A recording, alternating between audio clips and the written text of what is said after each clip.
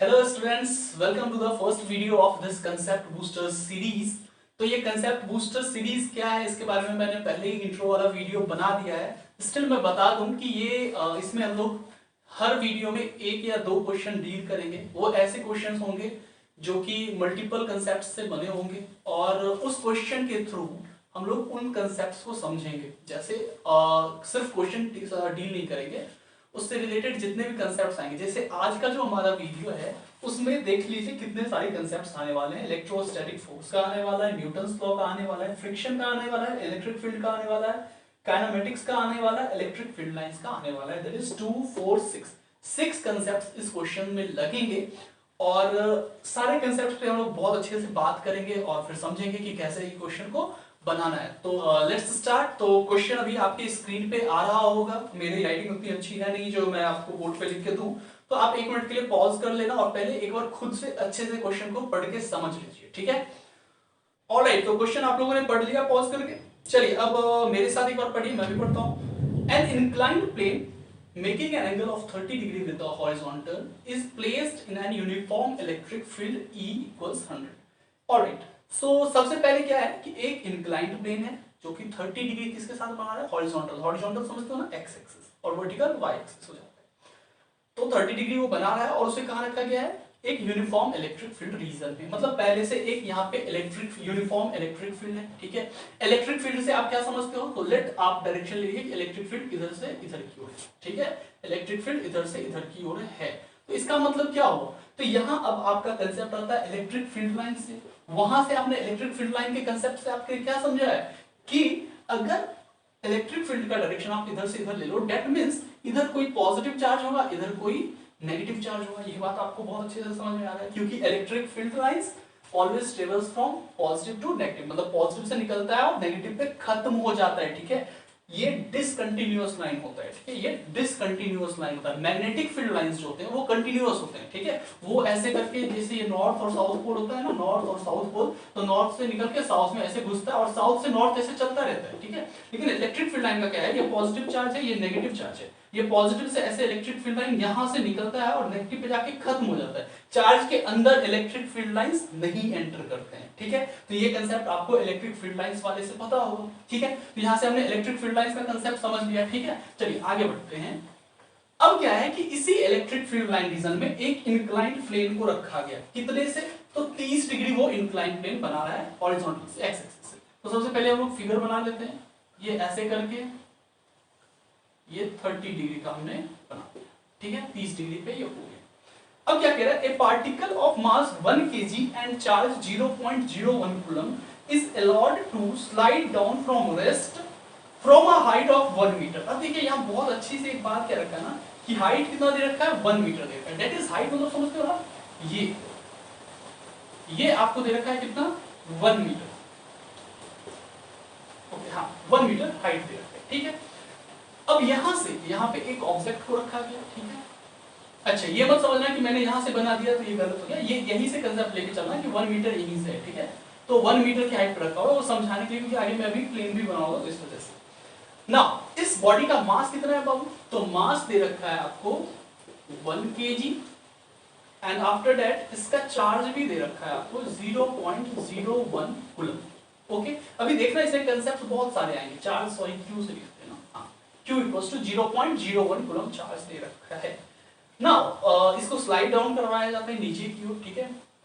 If the coefficient of friction is 0.2, अच्छा, यानी इस दोनों सरफेस के बीच में फ्रिक्शन भी है, यानी फ्रिक्शन, समझ रहे हो ना, फ्रिक्शन। अब यहां से कंसेप्ट आ गया, फ्रिक्शन का कोएफिशिएंट किससे लिखते हैं, म्यू से लिखते हैं, और ये कितना दे रखा है, 0.2। अच्छा, कोएफिशिएंट ऑफ फ्रिक्शन का कोई यूनिट नहीं होता, it is a unitless constant. कुछ कांस्टेंट ऐसे होते हैं जिसके यूनिट्स भी होते हैं, जैसे अपना कौन सा कांस्टेंट, आप परमिटिविटी कांस्टेंट ले लो, परमिएबिलिटी कांस्टेंट ले लो, उनका यूनिट भी होता है, उनका डायमेंशन भी आप निकालते हो, बट इसका कोई यूनिट और डायमेंशन नहीं होता है, ठीक। तो यहाँ पे फ्रिक्शनल फोर्स भी आएगा, alright. So the time taken by the particle to reach the bottom. चलिए, तो अब क्या पूछ रहा है कि इसको यहां से यहां तक आने में कितना टाइम लगेगा। अब जब भी टाइम निकालना है तो ये किसका कंसेप्ट हो जाएगा, आपका काइनेमेटिक्स का। इलेक्ट्रिक फील्ड लाइंस की बात आपने समझ ली, अब इलेक्ट्रिक फील्ड की बात करेंगे। फ्रिक्शन आने वाला है, Newton's law of motion, free body diagram इसका हमें बनाना होगा, ये बात अच्छे से समझते हो। चलिए समझते हैं अब कैसे क्या होगा। तो चलिए सबसे पहले इसका क्या करेंगे हम लोग, फ्री बॉडी डायग्राम बनाएंगे। इसको साइड रख सकते हैं, ऑप्शंस भी 4 दे रखा है ए बी सी डी, वो अब कोई मैटर करेंगे है बाद में। चलो समझते हैं। सबसे पहले इस पे कौन सा फोर्स लगाएंगे, तो बेसिक सा ग्रेविटेशनल फोर्स वगैरह जो लगता है वो लगेगा। तो इस पे बाबू अर्थ जो है वो mg नीचे की ओर लगा रहा होगा, mg नीचे की ओर लगा रहा होगा। अब न्यूटन्स लॉज ऑफ मोशन यहाँ से समझो फ्री बॉडी डायग्राम कैसे बनाते हैं। देखो mg जो है ना ये हमेशा 90 डिग्री टू अर्थ सरफेस होता है, 90 डिग्री टू अर्थ सरफेस होता है, mg always 90 degree to earth surface, ठीक। तो mg ऐसे करके नीचे की ओर लगा, तो mg ऐसे लगा तो यहाँ से mg का दो कंपोनेंट बनेगा अपना, ठीक है। दो कंपोनेंट क्या बनेगा, एक इधर की ओर लगेगा, ये एंगल थीटा हो जाता है, ये एंगल कितना हो जाता है, थीटा हो जाता है। तो इधर की ओर कितना लगेगा, mg cos थीटा, और इससे जस्ट 90 डिग्री दूर पे क्या लगेगा, mg sin थीटा, ठीक है। mg sin थीटा वेक्टर से कंपोनेंट क्रिएट करना आपको पता होगा कि साथ वाला हाथ क्या होता है, cos होता है, और उससे जस्ट 90 डिग्री वाला हाथ कौन सा होता है, sin होता है, ठीक है। तो mg cos theta, mg sin theta इधर की ओर लगा। अब यहाँ क्या होगा, नेक्स्ट थिंग फ्रिक्शनल फोर्स आ जाएगा, क्योंकि ये नीचे की ओर भाग रहा है तो फ्रिक्शनल फोर्स किधर लगेगा बाबू, पीछे की ओर लगेगा। फ्रिक्शनल फोर्स के बारे में जान लो। फ्रिक्शनल फोर्स आप लोग अगर ये पढ़े हो कि frictional force always acts backward direction, हाँ तो ये गलत है, मोशन के बैकवर्ड हमेशा नहीं लगता है। आपको क्या ध्यान रखना होगा कि friction always acts opposite to tending motion. अब टेंडिंग मोशन मतलब क्या होता है कि वो किधर ओरिजिनल में जाना चाहता है, फ्री अगर उसको आप छोड़ दो तो वो किधर भागना चाहता है, उसी को लोग बोलते हैं क्या, टेंडिंग मोशन। सर्कुलर मोशन जब आप पढ़ते हो वहां पे आप सर्कुलर टर्न पे जब देखते हो उस वाले कंसेप्ट में आपको ये पॉइंट बहुत अच्छे से समझ में आता है कि बाइक जो स्किड करता है या उसको अंदर की ओर खींचता है उसके पीछे यही रीजन रहता है, ठीक है। तो फ्रिक्शनल फोर्स के बारे में हम समझ गए कि टेंडिंग मोशन। तो अगर बाबू इस बॉल को मैं फ्री छोड़ दूं तो ये किधर जाएगा, नीचे की ओर भागेगा। नीचे की ओर भागने का मतलब क्या हो गया कि इसका टेंडिंग मोशन किधर है, नीचे की ओर है, ऑलराइट। तो टेंडिंग मोशन इसका नीचे है तो फ्रिक्शनल फोर्स किधर लगेगा, ऊपर की ओर लगेगा। फ्रिक्शनल फोर्स किधर लगेगा, ये ऐसे करके ऊपर की ओर लगेगा। और फ्रिक्शनल फोर्स कितना होता है, तो फ्रिक्शनल फोर्स का फॉर्मूला बहुत अच्छे से ध्यान रखना, mu into N. Mu into N, mu मतलब कोएफिशिएंट ऑफ फ्रिक्शन, एन मतलब क्या, नॉर्मल फोर्स होता है। अब यहाँ नॉर्मल फोर्स भी निकालना बहुत ही टेक्निकल है, वो चीज समझेंगे। अब आपको पता है नॉर्मल फोर्स सबसे पहली बात किधर लगेगा, तो नॉर्मल फोर्स बाबू ऊपर लगता है, सरफेस से 90 डिग्री पे लगता है। नॉर्मल इसीलिए उसका नाम दिया गया। उसको दो तरीके से हम लोग डिनोट करते हैं, एक एन से डिनोट करते हैं और एक आर से भी डिनोट करते हैं। एन बोलने का मतलब हो जाता है नॉर्मल फोर्स, और उसी को कुछ लोग आर लिखते हैं, आर मतलब रिएक्शन फोर्स, क्योंकि वो एक्शन का रिएक्शन देता है। ये जो बॉल है ये इस सरफेस पे एक्शन लगा रहा है, दैट्स व्हाई ये सरफेस उस पे एक फोर्स लगाएगा जिसको लोग रिएक्शन फोर्स कहते हैं।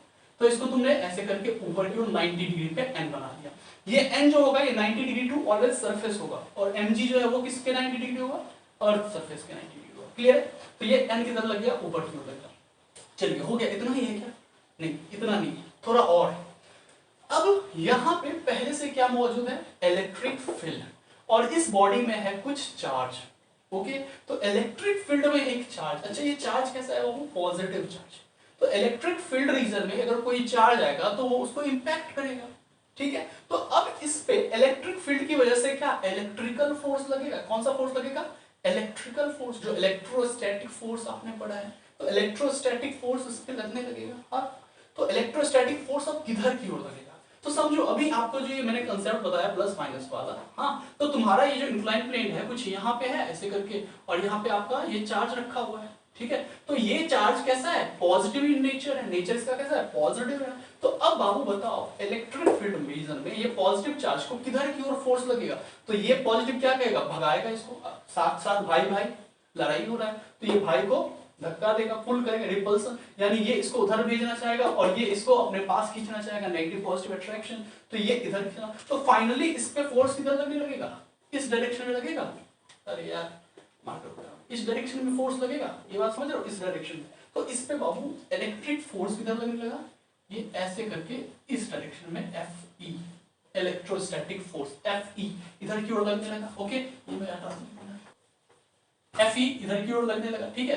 तो Fe का फॉर्मूला आपको पता है क्या होता है, Fe इक्वल्स टू QE होता है, QE होता है, Fe इक्वल्स टू QE होता है, ओके। तो QE इधर की ओर लगने लगा। अब ध्यान देना, अब ध्यान देना, बहुत अच्छे से समझना।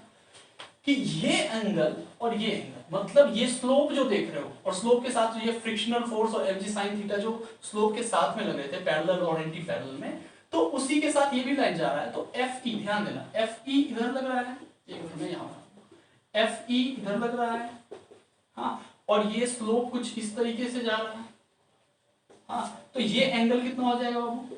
अरे यार इसको क्या हो गया, ये एंगल कितना हो जाएगा? थीटा हो जाएगा। ये एंगल कितना हो जाएगा? थीटा हो जाएगा। तो स्लोप के अलोंग कितना फोर्स लगाने लगेगा? तो FE cos थीटा लगेगा, FE cos थीटा लगेगा, समझ रहे हो बात को? FE cos थीटा, और इससे जस्ट 90 डिग्री पे FE sin थीटा लगने लगेगा, FE sin थीटा लगने लगेगा। ठीक है, तो चलो यहाँ पे हम बना लेते हैं। तो अब आपको समझ में आ रहा है, इसी डायरेक्शन में, इसी सेम डायरेक्शन में एक और फोर्स लगने लगेगा, क्या? FE यानी QE sin theta, sorry QE cos theta, sorry QE cos theta, समझ रहे हो ना? FE का मतलब क्या? FE का वैल्यू QE है, तो QE cos थीटा इधर की ओर, ये एंगल थीटा होगा, और इससे जस्ट 90 डिग्री, यानी ये mg cos थीटा वाला जो लाइन दिख रहा है ना आपको, उस लाइन में एक और फोर्स कौन लगने लगा? तो प्लस यहाँ पे मैं लिख सकता हूँ, ये 1 मीटर में हटा देता हूँ, mg cos थीटा वाले ही लाइन में, ये 90 डिग्री इसी लाइन में होगा, समझ रहे हो ना? वो कितना फोर्स लगने लगेगा? तो FE sin theta, that is QE sin theta, QE sin theta. इतनी बात क्लियर है? अब यहां से स्टार्ट होता है आपका मैथमेटिक्स। ये सारा खेल समझ गए? अब हमें इक्वेशन समझना होगा। न्यूटन्स लॉ में आपने इक्वेशंस जो सॉल्व किए होंगे, वो इक्वेशंस कैसे बनाते हैं वो समझना होगा। हमें इसके मोशन के बारे में पता करना है कि ये इतने कितने देर में ये नीचे आ जाएगा। ठीक, तो ये फाइनली आ कहाँ रहा है? नीचे आ रहा है। तो हमें नेट फोर्स पता कर लेते हैं पहले कि कितना फोर्स से ये नीचे आ रहा है।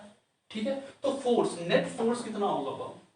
तो net force F will equals to, ये बॉडी फाइनली नीचे आ रही, दैट मींस ये जो फोर्स है mg sin theta, this is much stronger than जो फोर्स ऊपर लग रहा था, तब तो ये नीचे आ रहा है। किसी बॉडी को आप नीचे खींच रहे हो और ये बॉडी नीचे आ रहा है, क्यों? क्योंकि ऊपर जितना फोर्स लगा था उससे ज्यादा फोर्स आप नीचे लगा रहे हो। तो यहां से क्लियर है कि mg sin थीटा ज्यादा होगा, तो mg sin थीटा में उधर वाले फोर्सेस को हम क्या करेंगे?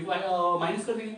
तो mg sin थीटा, अरे यार ये क्या हो रहा है? mg sin थीटा, ठीक है, mg sin थीटा माइनस, अब देखो ऊपर की ओर दो फोर्सेस लग रहे हैं ना, एक फ्रिक्शनल फोर्स और एक QE cos थीटा, तो माइनस और इन दोनों का एडिशन, यानी फ्रिक्शनल फोर्स म्यू एन और plus QE cos theta, QE cos theta, समझ रहे हो इस बात को?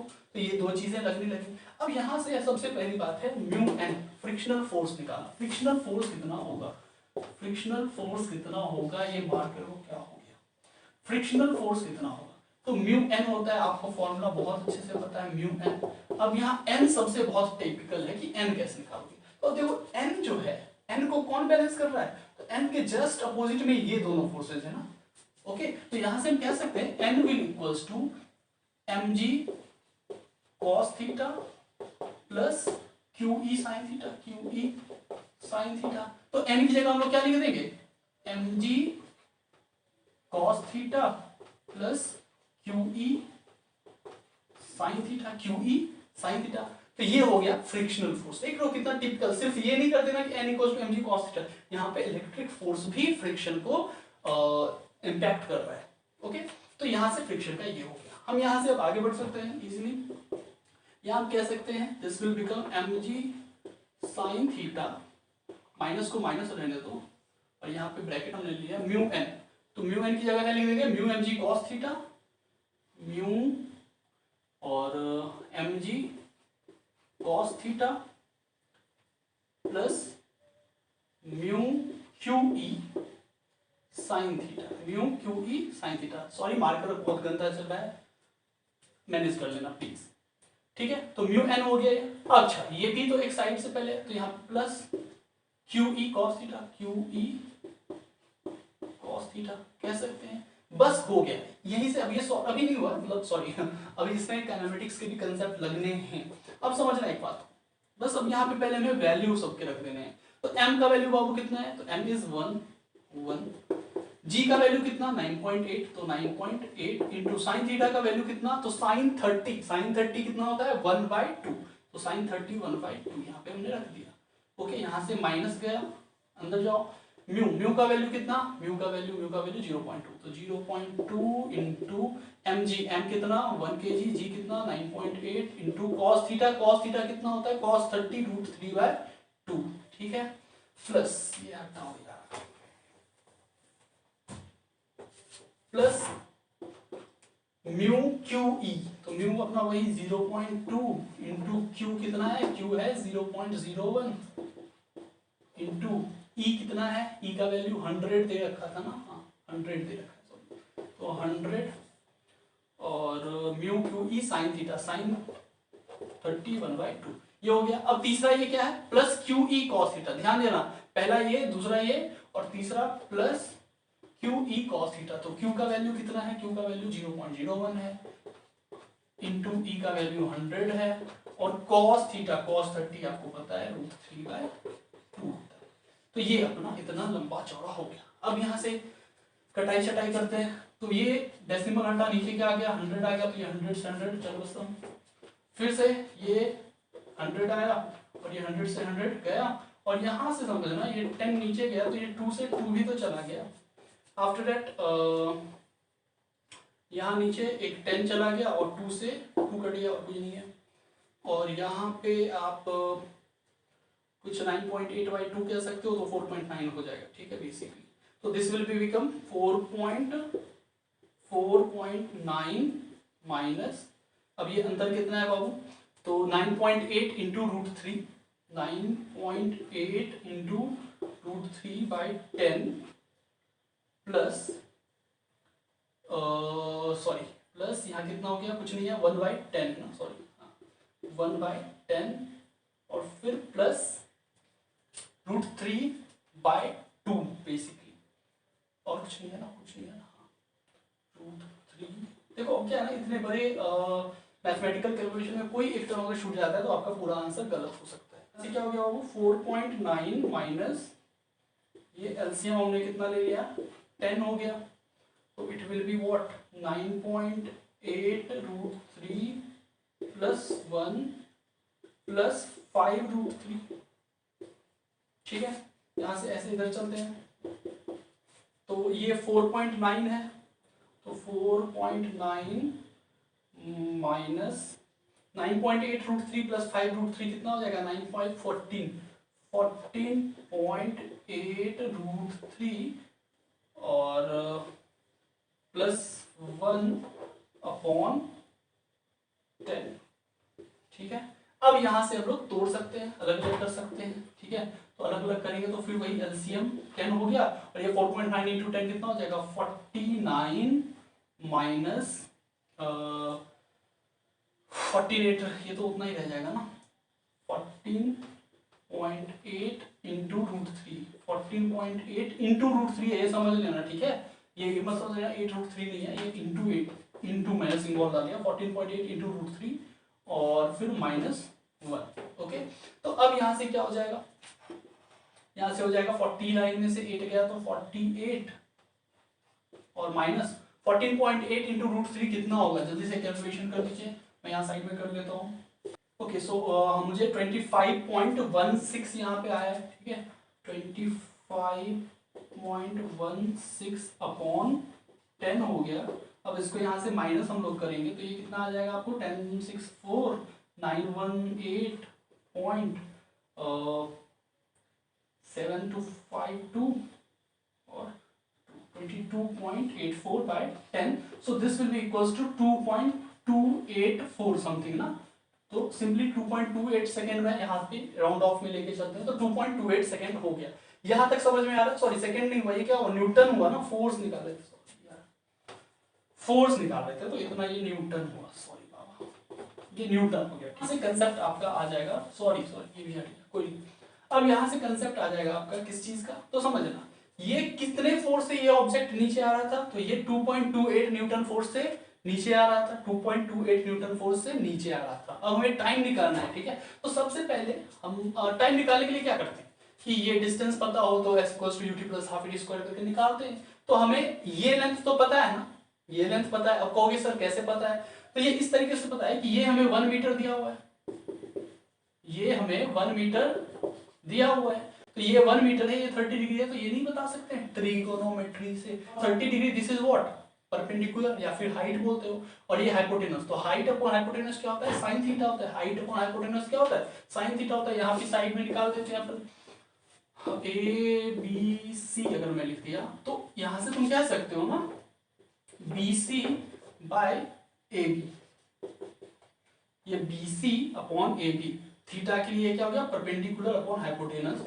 Will equals to sine theta, will equals to sine theta. तो यहां से आप कह सकते हो BC इक्वल्स टू क्या हो जाएगा, BC तो दिया हुआ है ना, सॉरी AB इक्वल्स टू क्या हो जाएगा, BC अपॉन साइन थीटा। तो BC आपका कितना दे रखा है 1, और साइन थीटा साइन 30 कितना होता है 1/2, तो 1 डिवाइडेड 1/2 ऊपर चला गया, तो सिंपली 2 हो गया, 2 मीटर। मतलब इसकी लंबाई कितनी है 2 मीटर है। अच्छा, इसकी लंबाई 2 मीटर है और इसको रेस्ट से रिलीज किया गया है। तो अब आपके पास मतलब काइनेमेटिकली जाओ तो क्या है आपके पास काइनेमेटिक्स में कि u का वैल्यू 0 है, मतलब इनिशियल वेलोसिटी 0, s कितना है 2 मीटर है, 2 मीटर से ये नीचे आ रहा है। और क्या दे रखा है, टाइम निकालना है अपना। एक्सेलरेशन हम लोग निकाल सकते हैं, force equals to mass into acceleration होता है, तो acceleration equals to force by mass. Force कितना, तो फोर्स 2.28 न्यूटन अपॉन मास कितना, मास अपना दे रखा था 1 kg ना, मास दे रखा था 1 kg, तो यहाँ 1 हो गया। तो एक्सेलरेशन कितना हो गया 2.28 मीटर पर सेकेंड स्क्वायर, 2.28 मीटर पर सेकेंड स्क्वायर, ये एक्सेलरेशन हो गया। तो अब एक्सेलरेशन में जब आपको पता चल गया तो यहाँ एक्सेलरेशन तो लगा दो s equals to ut plus half at square, s equals to ut plus half at square. तो s कितना दे रखा है, तो देखो u तो अपने पास 0 है, तो सिंपली ये टर्म ही 0 हो जाएगा। तो सिंपली s इक्वल्स टू क्या हो गया हाफ एटी स्क्वायर, तो t इक्वल्स टू क्या हो जाएगा, ये t इक्वल्स टू ये 2 इंटू एस अपॉन ये a हो जाएगा, और t स्क्वायर बराबर 2s बाय a, तो t बराबर क्या हो जाएगा 2s बाय a का अंडर रूट। समझ रहे हो इस बात को, ये 2s अपॉन a का अंडर रूट। ठीक है, बहुत बच्चों को ये सब बहुत इजीली पता होगा तो उन्हें वो बोर हो रहे होंगे, बट मैं चाहता हूँ कि थोड़ा भी अगर कहीं पे किसी का फंस रहा हो तो वो क्लियर हो। ठीक, तो बस अब कुछ नहीं करना है, under root 2 into S. S कितना दे रखा है, एस हमारे पास 2 मीटर है, तो 2 मीटर बाय ए कितना है, एक्सेलरेशन 2.28 है, 2.28 है, तो this will be root 4 by 2.28। तो बेसिकली देखो 4 का तो 2 हो जाता है, 4 का कितना हो जाता है 2, और 2.28 का कितना होगा, तो देखिए 1 का हो जाता है 1 और 2 का होता है 4, मतलब 2 का स्क्वायर मैं कह रहा हूँ 4 होता है, और 1 का स्क्वायर कितना होता है 1, तो 2.28 किसका होगा 1 पॉइंट समथिंग का होगा, 1 पॉइंट समथिंग का होगा। तो ये नीचे अनुमान लगा सकते हो आप, 1 पॉइंट समथिंग होगा, 1 पॉइंट समथिंग होगा। तो ये नेट रिजल्ट आपको क्या आएगा, मतलब 1.3 मान लो, तो ये net resultant 1 point something something में आएगा। तो ऐसा कोई ऑप्शन है अपने पास की नहीं,